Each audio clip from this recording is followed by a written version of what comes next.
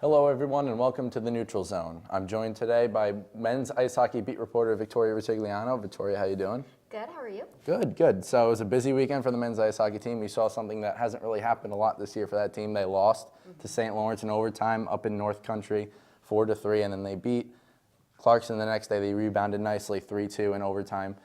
Victoria, we've sort of seen this team in the second half. They've been a different team. They've been coming back late in games. They haven't been dominating teams like they did in the first half.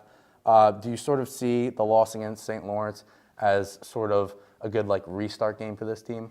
Definitely. I do think that the loss to St. Lawrence is good for this team. They've been playing a little too comfortable. They know they're number one in the pairwise. They know they're number one in the ECAC, and they're playing too confident in that way.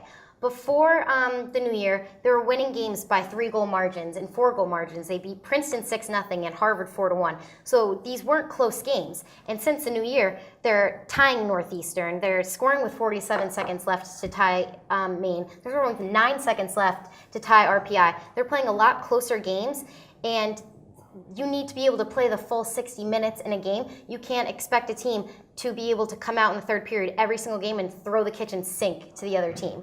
They need to be able to come out and play the full 60 minutes, especially in the postseason when other teams are going to be at the top of their game, playing to win and playing to move on in the tournament. So if they can play the full 60 minutes, then I think they're going to find more success. Yeah, and Victoria, before we move on to the next question, February has been a really key month for many of the past NCAA tournament winners. We saw it last year. Providence fared very well in February. They played their best hockey. Union, a few years ago, played their best hockey in February. They lost their last game January 31st, and then they went on and didn't even lose another game. So the Bobcats right now, the loss, maybe restart. They have 4 games left in February. Maybe they can get it going heading into the ECAC tournament and eventually the NCAA tournament. So moving along, Michael Gartig has been what I think the most important player for this Bobcats team this year. The defense in front of him has been pretty solid this year, but of late, both have sort of been shaky. Is it more Gartig's fault or the defense's fault? I think that's kind of a tough question because you can have the best goaltender in the world, and if your defense can't play, then you're not going to find success, and same the other way around. I think on the defensive end, the teams need to be stronger on the back check. They are giving Gartig, they're leaving him out in the dark on 2-on-1s and on breakaways and even on rebounds. When Gartig makes that first save and they're not there for the rebound, that's when the defense needs to come in and they need to be more disciplined and be able to come back on the back check. On the other end, I think Gartig has been letting in a lot more easy goals than he was in the beginning of the season. He's letting in wristers from the face-off circle that you never saw at the beginning of the season. You saw him make great saves on SportsCenter, and you see him make great saves on goals that are. You made the NCAA top 5 plays of the week many times. So I think on Gartig's end, he just needs to be more consistent. He needs to be able to make those amazing saves that you see on SportsCenter, and he needs to make the simple saves too. So obviously they have a strong defense. Obviously they have strong goaltending. They're 3rd in the nation on the PK. They're 3rd in the nation on team defense. So I don't think necessarily it needs to be a step up. They just need to become more consistent, and that's where they'll find success. I'm going to disagree with you a little bit there. Gartig has played in every single game this year. He didn't start one game against UConn, but he had to come in the first period.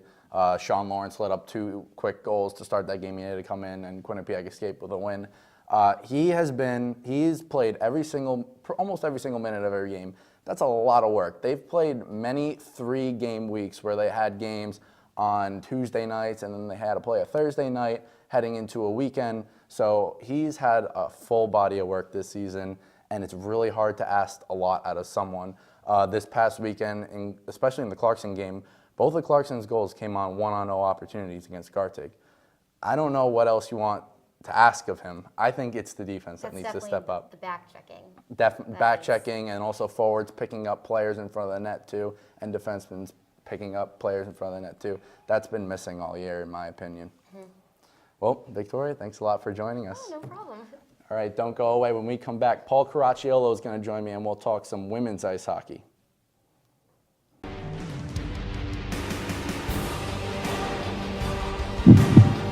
Good evening and welcome to Sports Pause. In the end, we're here to win the championship this year. Jess Fontaine now has that. She's going to take a ripper off the post, but she's going to come back. And my number one, hold your applause, Bobcats fans, is Quinnipiac. All right, Victoria, you know what time it is. It's top 5 plays of the week. My favorite time.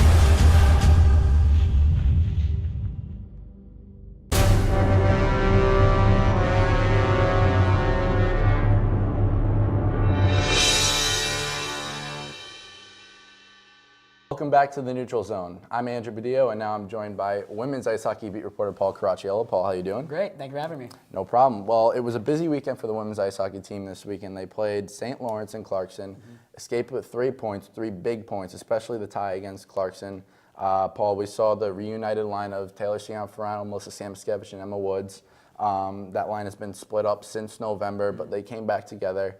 Do you see this line sort of staying where they are now as we head into the playoff time? I think we should, and I would hope so. As for Bobcat fans, you should hope. I mean, this is an offensive juggernaut type line. I mean, you have Melissa Samoskevich, who has a very high hockey IQ. She can find people on the ice. She knows where her teammates are. She's just a very smart and very, very good player. Then you got a player like TC Cianfrano, who's just a great hockey player as well. I mean, she leads the nation in points for a reason. She's knows how to score the puck. She also knows how to dish it out. And then Emma Woods, who the offense runs through Emma Woods. I mean, she had 11 shots this weekend, 8 of those against Clarkson. That's a season high for her. I mean, the offense runs through her, and when she's performing, players around her perform too.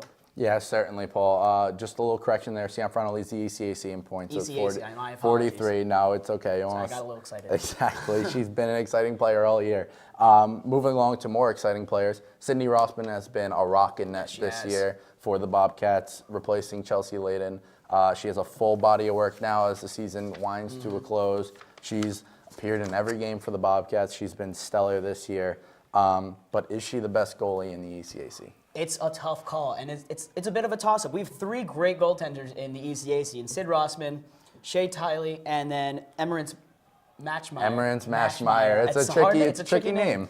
No, but those are 3 great goaltenders. I mean, Sid Rossman, save percentage of .947, that's second in the nation. Shutouts 13, that's second in the nation.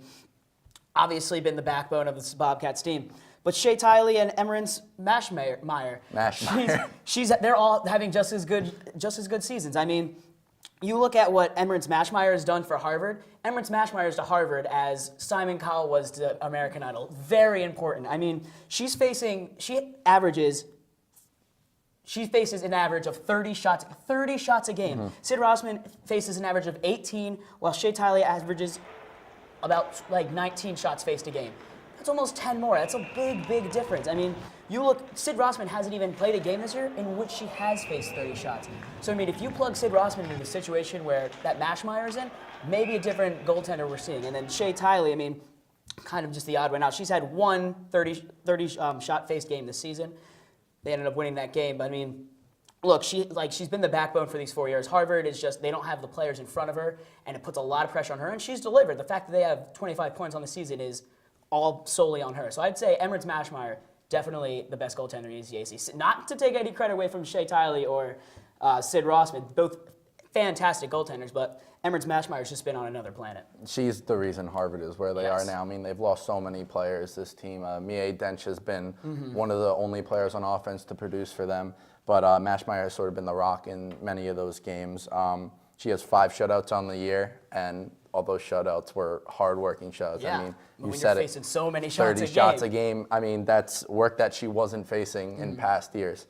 So, yeah, we'll see. It's going to be interesting come ECAC tournament time and NCAA tournament time. These are 3 NCAA tournament caliber teams. Yes, all very good. Goalies might face off in the big dance. Goalies will be the players to watch, I'll tell you that. It'll be fun. Thanks for joining us, Paul. No problem. Thanks for having me. For more information, visit our website at www.q30television.com and follow us on social media at Q30 Sports. For Paul Caracciolo, Victoria Rutigliano, I'm Andrew Badillo. Have a good one.